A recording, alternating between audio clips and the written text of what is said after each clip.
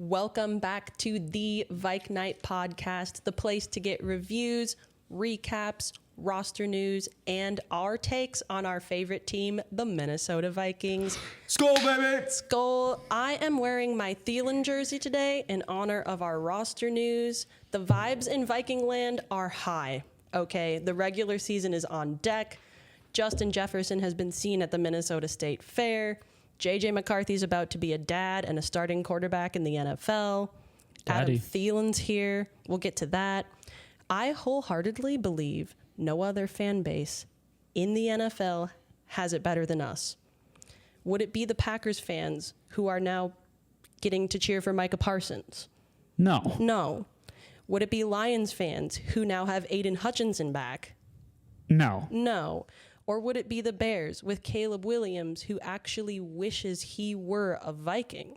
Hell no. No, absolutely not. Let's get into why we have the momentum, okay, with some roster updates. Last episode, Phil and I talked about the final roster breakdown, or at least we started to, before we knew everything. Right. We talked about the possibility of Adam Thielen returning, and I was fearful it was maybe too good to be true, but here we are.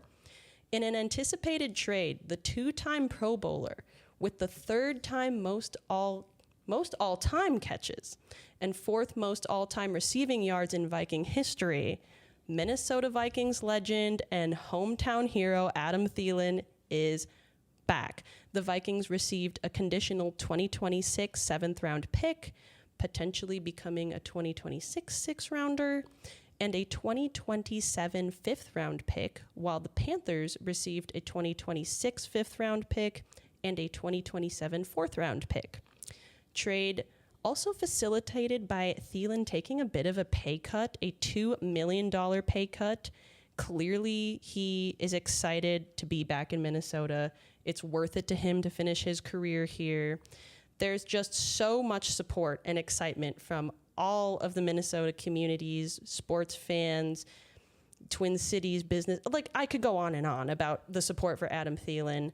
There's been so much social media chatter, all of the videos, all of the excitement. There's so much I could just go on and on about. He noticed all that talk, by the way, but he said he needed to be where your feet are, and he respects everything that Carolina did for him. But yeah, he's happy to be back. He was even seen at a Twins game. We're not even going to touch on the Twins because that's a whole other podcast.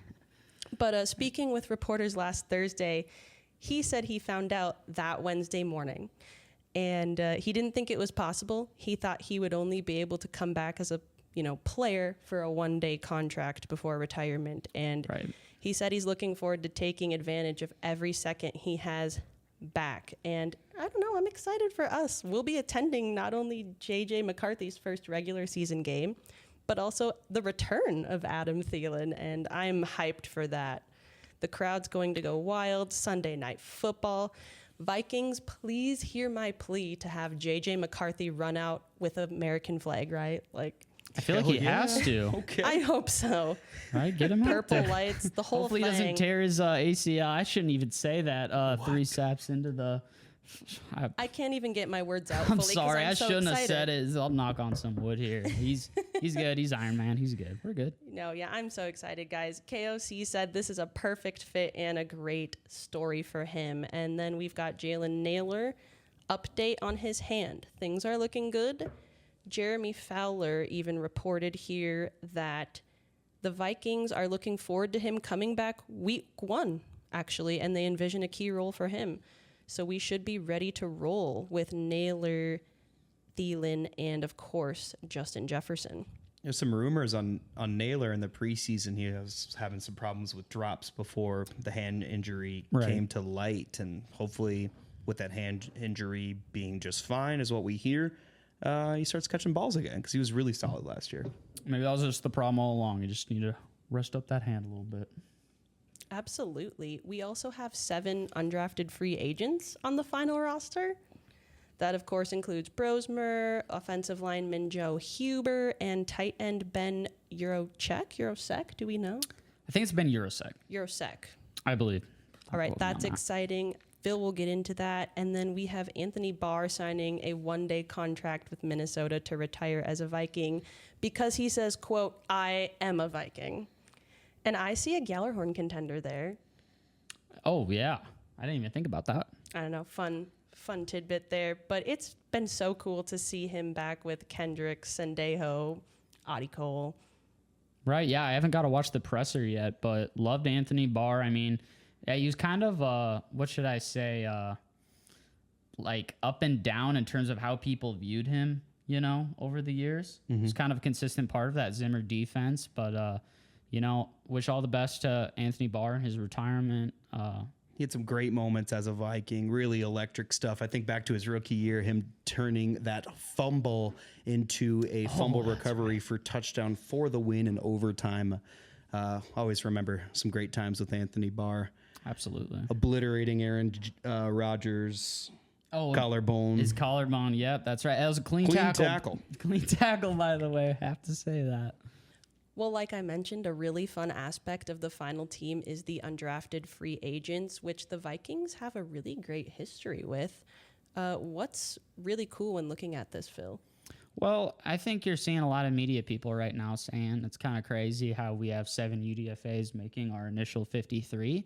I think that there might be reading a little too into that. You know, we did have only 5 draft selections this year, and the Vikings consistently have been a top target for some of these UDFA players who are at the top of the most talented of that group year in and year out.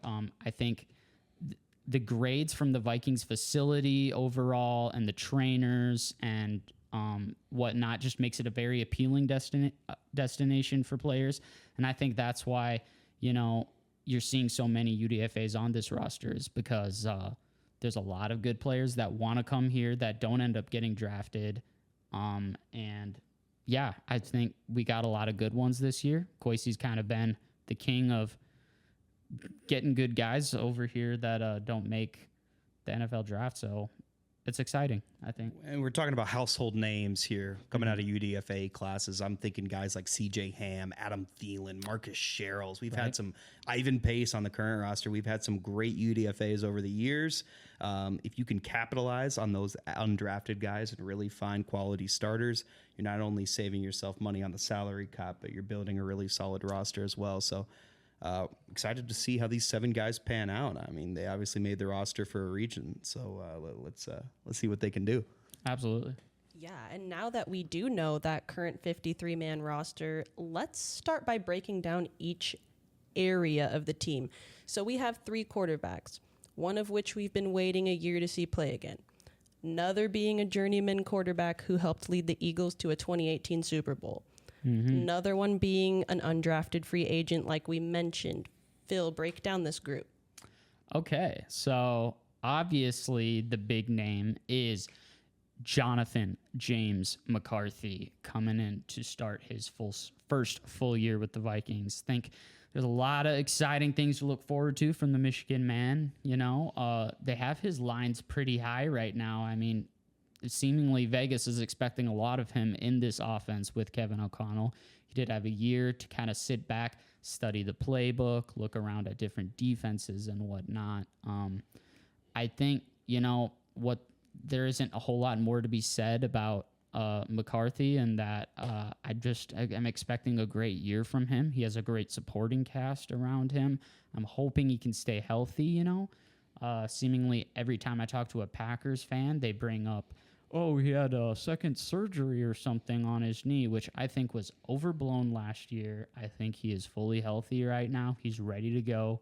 He is meditating as we speak somewhere. Truly. He is, what's it called? Just speaking into existence, maybe this championship or, just really hardcore meditating. So we love that guy. I think it's huge that we have a young rookie quarterback that we drafted in the first round finally to be brought up fully from Kevin O'Connell. Like, he's going to raise this man into a legend. And he already has a winning mentality since, high school? Yes, this is a guy who's lost only 3 games since high school. He is a winner consistently, year in and year out. Can't wait to see what he does with the team this year. Now, moving on from that, last week we did sign Carson Wentz after letting go of Sam Howell and Brett Rippon. Wentz presumably is going to be our QB2. You could say he was signed off the couch, but I don't think that should by any means be considered. He should be considered like he's unable to immediately step in and contribute on this team. This is a guy who backed up Mahomes during their Super Bowl run, got the Eagles to the Super Bowl basically in the year that he got injured in the postseason, where Nick Foles ended up finishing that out, getting them their first ring there. I'm fine with the Carson Wentz signing. It's not the flashiest, best name, that you'd like to see for a backup, but this is a guy who grew up in the area, and I'll say it again. I'm a storyline guy. There's something in his heart where he's like, you know what? This is the team I grew up loving and rooting for. Kevin O'Connell's going to get his hands on him, and I think we'll be just fine with Wentz for now, backing us up. He's a top tier quarterback to have as your QB2. I think top tier. Well, this is a very experienced guy. Exactly. He's been on Super Bowl teams multiple times, so I'm fine with the Carson Wentz pick. Max Brosmer is coming in that last slot as our QB3, and what's not to be said that we haven't already in these preseason episodes. Brosmer ended up finishing the 3 games in that preseason with 364 yards, 2 touchdowns, and just 1 INT. He's 24 years old, UDFA this year. He joins 7 more UDFAs that made the roster. So I'm a Brosmer believer. I don't know about Lucas, but I am a Brosmer believer, and I will just leave it at that. I'm not going to stir nothing else up here. So, Lucas and Alana, I would like to get your grades on this position group, and this is something we're going to be doing as we break down this roster.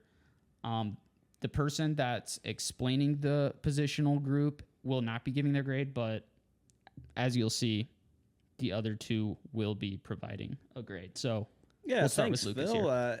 I'm going to give the quarterback room a B+.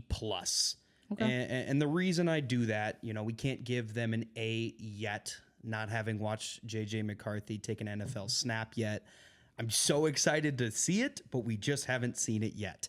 And so the B+ is more so about the supporting cast. I really like Carson Wentz as a guy. Again, the story of a local kid who grew up a Vikings fan, getting a chance to maybe redeem his career in Minnesota. It's hard to deny that that's exciting. I mean, I think it'd be really cool for him to step into that opportunity if he was given an opportunity. So I'm happy for Carson, but I don't necessarily want to see him have the season on his shoulders. I really want this to be J.J. McCarthy's year. I really want to see what he can do. Brosmer, I won't comment on too much. Excited for the young man. Obviously, another local guy getting a chance for the Minnesota team coming from U of M. That's huge. I understand why local fans are excited. I still don't think he'll ever be a starter for the Vikings. I never see him in that role. Right. But, maybe he proves to be a great journeyman quarterback in this league like so many other people have came and done. So, right. Happy for Brosmer. What do you grade them, Alana, the quarterbacks? I have to agree. B+. I mean, I also hope it's JJ's year. I hope we don't see another quarterback play unless it's because we're killing. You know what I mean? And I'd have faith in Carson Wentz if we need that. Mm-hmm. I'm truly not too worried about it. And Brosmer, yeah, I agree. Love him. Hopefully we won't have to see him play. Hopefully everyone will be all right. Everyone will be healthy. But I do have faith in him.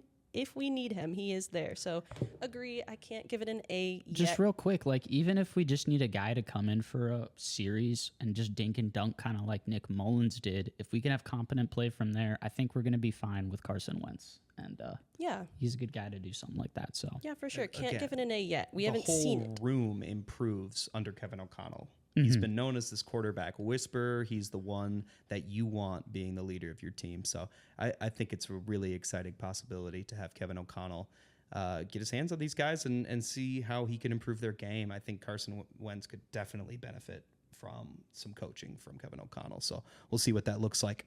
Absolutely. And who's to say that JJ couldn't benefit from Carson Wentz also? But let's move on to more excitement when we look at our pass catchers. Lucas, where do we even start? Truly. How about with our certifiably incredible wide receiver room? Gotta start there. And with the man himself, Justin Jefferson, Jets, Jay Jettis. That's our guy. 6 year coming out of LSU, really cementing himself as a Hall of Fame level player. This is the greatest start to an NFL career that we have seen from the wide receiver position. He's sitting at 7,432 yards through 5 years. That's the most by any pass catcher in the history of this league. This year, he only needs 943 to have the most receiving yards through the first 6 seasons in NFL history, which would pass Vikings legend Randy Moss and his record of 8,375 yards. So that is slight work for JJ. I think he will get that easily, handily, maybe even by week 10, we see him have that 943 yards. So he is just incredible. The question is, how will he fare with his new quarterback? We have seen him time and time again step in with a terrible quarterback situation, whether it's the Pasternaut, whether it's Nick Mullins, Kirk Cousins, Sam Darnold. It doesn't matter. Whoever steps in at quarterback, he seems to find a connection with them and still put up huge numbers. So excited to watch the best in the game go back to work and do his thing yet again. But after that is where things get a little bit more cloudy at the wide receiver position. Obviously, normally we would be expecting to talk about our third-year wideout Jordan Addison, but he won't be with us for the first 3 games of the season. We have covered this suspension. We have talked about it. It is what it is, and he's not going to be there for those first 3 games. But what do you get when he gets back? You're going to get really, really expert route running. It seems like for a guy who doesn't have elite size or speed, he gets separation from defensive backs. Like, he is able to get behind defenses. He runs crisp routes that get him open, and he always catches the ball. He's solid with his hands, and he's very aggressive at the point of the catch. So I really like Addison as a receiver, and I talked about it in an earlier episode. If he comes back and he lights it up for another 1,000-yard season, I think he'll be in line for a huge payday from Minnesota or another wide receiver needy team. That is, if he stays out of legal trouble. Please. Then, the most exciting news in the wide receiver land for Minnesota. Welcome home, Adam Thielen. 12th year UDFA out of Mankato State Community College? Minnesota State. Now Minnesota State. When he was there, it was Mankato State. The real one's Minnesota State, Mankato, to be specific. This is coming from the Minnesotans. So There's a million state schools, yes. Golly. So all the stereotypes about Adam Thielen are true. White receiver, high motor, first in, last out, lunch pail guy, you know. All that stuff's true about Adam. He really is fantastic. He defies the odds year after year. He continues to produce.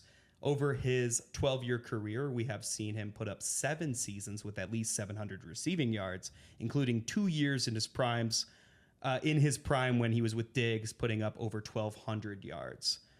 Once Addison is back, all he needs to do is be a solid intermediate target for J.J. McCarthy. He could dominate the slot like he did in his prime and catch a lot of short passes, slants, out routes. He can just be that crunch time target for J.J. McCarthy. I'm thinking about great wide receiver 3s that we've had in the past, when KJ Osborne was so solid for us, when Jarius Wright was so solid for us. I believe in him to get that job done. I'm so happy that they brought in somebody that they can trust in this year where they just needed a little bit more help at receiver. Do like some of these younger guys. Jalen Naylor, Ty Felton, and Miles Price round out the receiver room. Naylor was solid in 24. We talked about the hand injury. He's struggling so far in 25, but hopefully he gets that back on track before the regular season starts. Make us forget about all that preseason news. I believe in Jalen Naylor. I think he'll be solid. Ty Felton is our newest draft pick. I think he looks like a down the field weapon, somebody who can really stretch the defense. So that definitely serves a purpose. And then we saw great stuff in the return game, especially from Miles Price. So hopefully he can slot in as that return man and be super solid for us in Minnesota. Moving on to the tight ends, we have TJ Hawkinson leading the way. Of course, he's our 6-year man. He's a first-round draft pick out of Iowa. And when healthy, Hawkinson is amazing. He's got strong hands and the ability to break tackles and make him worthy of the top 5 tight end contract that he's getting. But the struggle in his career has been staying healthy. He is coming off his second lowest number of games played and yardage totals of his career in 2024. He hasn't played a full season since 2020. So my question with Hawkinson is, can he stay healthy? And can he prove that he deserves that hefty contract to stay in Minnesota? Or will they have to move on from him because the contract just doesn't make sense for a player who can't stay on the field? I think somebody who really is been working their way into the hearts of Vikings fans, especially over this last couple of years, is Josh Oliver. He's in his 7th year, seen as a veteran blocking tight end out of San Jose State. When he played for the Baltimore Ravens, he was almost exclusively a blocking tight end. And last year in Hawkinson's absence, we saw him kind of step up as a viable pass catcher. He's 6'5", 259, and he has pretty solid hands. So you get him down in the red zone, and you got a real weapon down there. So right, I think he had 2 or 3 touchdowns last year. He had 3 touchdowns. One of them I saw live against the Colts. It was the game-winning touchdown, essentially. So I like Josh Oliver. And while I'm still rooting for Hawkinson to be the main guy, it's awesome that we have Josh Oliver. I agree. Ben Urosek. Don't mean to hate, but who? He's a UDFA out of tight end, out of Stanford and Georgia. He played a solid 3 years at Stanford before he transferred to Georgia to play in a more limited role. But he only recorded 15 catches and 185 yards his senior year. That just doesn't seem like a very solid production from a guy that you're putting as your tight end 3 and making this 53-man roster.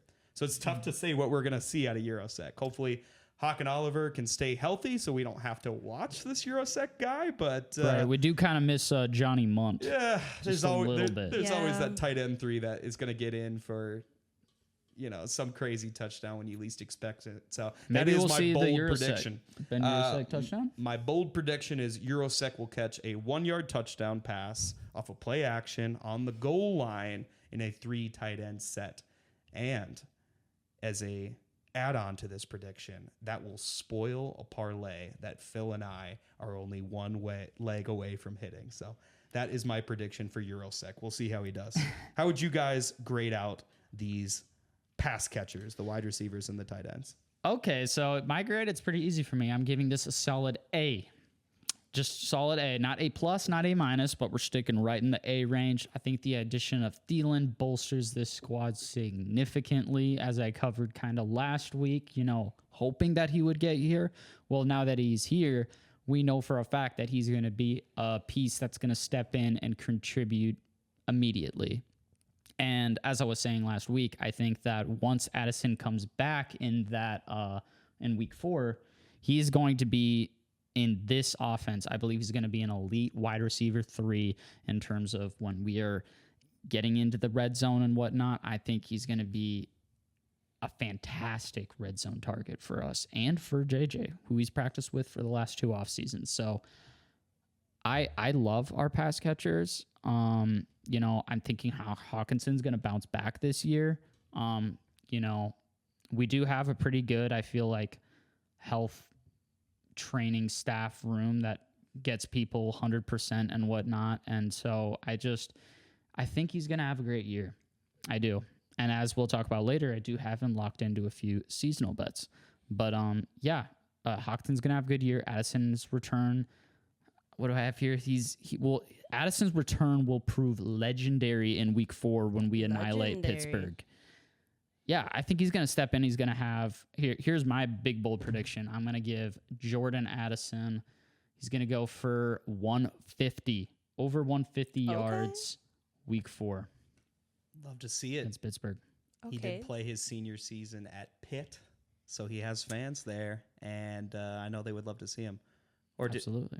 he went to Pitt and then transferred to USC, or is it the other way around? Anyways, excited to could see him not tell you. return to Pittsburgh and put on a show. Lana, what do you got? I'm doing A-. Okay. Yeah, I mean, I agree with you. I think Hawk is going to have a great year. I think he wants to have an incredible year. Oliver impressed me last year. But like Lucas mentioned, Eurosec who? I don't know what's going on there. Well, I know a little bit, but just because I'm a little wary, I'm adding the minus to my grade. Okay. Valid. Thank you for the validation. But there's even more to be hyped about because we're going to move on to another vital aspect of this team, which is our running backs. We've got a great 1-2 in Aaron Jones Sr. and Jordan Mason, I think. I'm very high on Jordan Mason. We'll probably find as we go. But let's talk about those two as well as Ty Chandler staying on the team and newcomer Xavier Scott. Alrighty, so as you mentioned, we do have Aaron Jones returning for his second season in purple. This is going to be his 9th year in the league. He finished the 24 season with a career high in rushing yards last year with 1,138 on 255 carries. He got 5 touchdowns and averaged 4.5 yards per carry. However, he did have to start that season last year, and I think the majority of them came towards the beginning of the season, but he had those 5 fumbles, 3 rushing fumbles, 2 receiving fumbles, which proved costly. I think we were able to bounce back in those games and win, but it's just that's not what you want to be seeing from your 1 or 2 running back having 5 fumbles. So I'm hoping he secures that rock better this year, and I think he will. He's a smart guy. He's gonna get that figured out. Now, I do believe this year he's going to be more of a split backfield with Jordan Mason. I think his pass catching ability is going to be more heavily utilized by Kevin O'Connell. He is a great pass catching back, and I expect Jordan Mason to kind of take over that more pure rusher role in the team. It's kind of more of just a power. When we're on the goal line there, he's going to be the one punching it in for a touchdown, I believe. And you're going to see Jordan Mason with more of these kind of exotic swing pass plays or however you want to call it there. So I think there's a lot to be excited about in Aaron Jones entering his second year here. Now, the name I'm most excited about is our free agent pickup that we got in Jordan Mason. This is a guy going into his 4th season. He was a 2022 UDFA out of Georgia Tech. He played 3 seasons with San Francisco, and while he didn't really do much in those 3 overall, he had his breakout season last year when he filled in for Christian McCaffrey, and in those 12 games that he played for them, he had 789 yards on 153 carries, which averaged to 5.2 yards per carry and 3 touchdowns to tack onto that. So there was a lot to like from Jordan Mason last year. He really stepped in and helped, fill in immediately for Christian McCaffrey and, dare I say, looked better than McCaffrey at certain points with his running style and whatnot.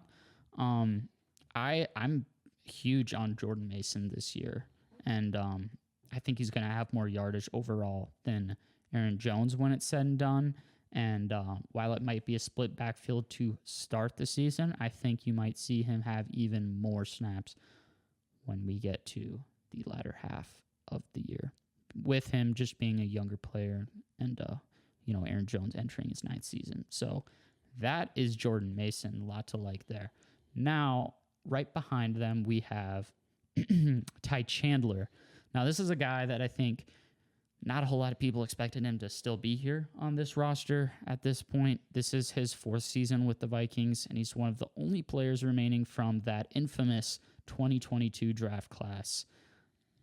He's hanging on. He's hanging on. It's just him and Jalen Naylor, I believe, with Ty Chandler being the 5th round pick that year. he's an experienced backup. You know, he was the backup to Madison in that 2023 year, which I almost get a shiver go down my spine when I say Madison. Just the fact that he was our starting running back for a year is just kind of mind-blowing to me looking back on, but that's besides the point here. So his best season when he was a backup to Madison in that 23 season, rushed for 461 yards, 102 carries, 3 touchdowns, 4.5 yards per carry. So similar to that Aaron Jones number that I mentioned of his season last year. But he's listed third on the depth chart, and I think he's going to be eclipsed by Xavier Scott, and I don't believe he will be sticking on this team for the entire season. I think he'll be gone at some point. So that's that about Ty Chandler. Now, our final guy here is Xavier Scott, who I actually liked quite a bit in this preseason. He did get a few Pride Awards, I believe, from us. This is the 2025 UDFA pick out of Maine. He impressed in the preseason, rushed for 96 yards, 22 carries, 4.4 yards per carry. And he is a bigger, more powerful back, I believe, than Chandler. This is a guy who's 6'1", 219 pounds, and you compare that to Ty Chandler's, who is 5'11", 204 pounds. I think, and you just watch his running style, I think he looks more explosive. He has the power. He has decent burst, ability to run through tackles. I think he's a very intriguing prospect, and I'm excited what to see out of Xavier Scott. So that is our running back room. Lucas, how are you feeling about this little squad here? Hey, I like the running backs. I think there's going to be something about the way Jordan Mason runs the ball that is going to get fans absolutely hyped. I know when I watch my running back on my favorite team run through somebody's face, it makes me want to, yeah! I can just feel it. I just know it's going to be exciting. He's going to bring a lot of great energy to this team. You got to love a bruising back that just runs through people. So I'm especially excited for Jordan Mason. I'm going to give this room an A- for now, but an A+ when CJ Ham, Sioux Falls legend, pride of Augustana University, returns from injury. He could be the best backfield duo in the league outside of what's going on in Detroit. I'll acknowledge that those guys are great. But, I like Jones and Mason as a 1-2 punch. With CJ Ham leading the way, Hawkinson and Oliver blocking, I think we have a really, really good running room. Here's my bold prediction for running backs. Okay. When CJ Ham gets reinstated to this roster, the person who's going to be the odd man out is Ty Chandler. I think Xavier Scott showed that he is the better back. And I don't see Ty Chandler on the roster once CJ Ham returns. So he's been good, but I'm excited to see what they got going forward. It's time to turn the page. See Xavier. I agree. I'm feeling in the range of A also, and I don't have much to add on to what you guys have said. I think both of you have nailed it.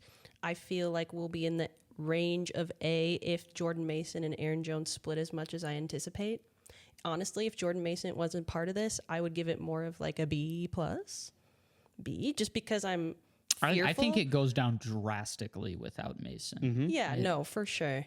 We're all in a fantasy football league together for our workplace, and Alana, who did you take first? I did take Mason over Aaron Jones, like in the middle round, 7th or something in that area. I just really, he excites me. I fuck with that. I think it's a great. I had to do it. Take a risk. Take a risk. What's I the wanted fun with him, fantasy honestly. football if you take the safe pick every time? Believe in your guy. I think Mason could end up taking over this backfield by the it's all said and done. So I do feel like he's going to get what he does. Maybe more, dare I say, more touchdowns than Aaron Jones in the end. Once it's all said and done. I think that makes sense. I think it makes sense. I would throw Bones down right now. I would rather have him on the goal line than Jones. So. And I have a special spot in my heart for Ty Chandler, but I have to agree he probably will be the odd man out because CJ's invaluable. Right. He's got to be there. We Absolutely. love CJ Ham. And then another giant talking point. Let's pivot a little bit to offensive line. Kind of a Kwesi win this offseason. We beefed up that O-line, formerly one of our very infamous weakest links, right? But this year, I think we're shaping up to be nasty. So, Lucas, let's dive into this crew and why they'll be huge in giving J.J. McCarthy those extra seconds he'll need. Let's talk about some of those words you used. Giant, nasty, huge. This is the first time in my adult life that I have been excited about a Vikings offensive line. I have tried to convince myself in the past that they're going to be solid at best, but they usually struggle, especially in the interior. Well, let's get into this roster overhaul because I love the new look Minnesota Vikings offensive line. Coming back at our 2 tackle positions are very, very solid player Christian Darrisaw at left tackle and Brian O'Neill at right tackle. Christian Darrisaw is a 6'5", 315-pound first-round pick out of Virginia Tech in 2021. He played great on his rookie contract. So he signed a 4-year, $113 million extension last year to stay with the Vikings through 2028. He's going to be on this team, and he's going to be an integral part of what we do going forward. He is a mauler at left tackle with the strongest base on the whole line. He's the kind of guy that puts defenders on their ass in the run game, and he'll be J.J. McCarthy's best protector for years to come. He is the blind side for a reason. He is that guy, Darrisaw. Love Darrisaw. I just really quick want to say, I feel like, we talk about Darrisaw. I feel like Spielman kind of set us up with some really great players his last couple of years. Mm-hmm. He gave us JJ, and he gave us a franchise left tackle in Christian Darrisaw. So thank you, Rick Spielman. I just feel like I had to Thank you, give Rick him Spielman. Some props. Thank you, Rick. Yeah. He was solid. He had a good GM.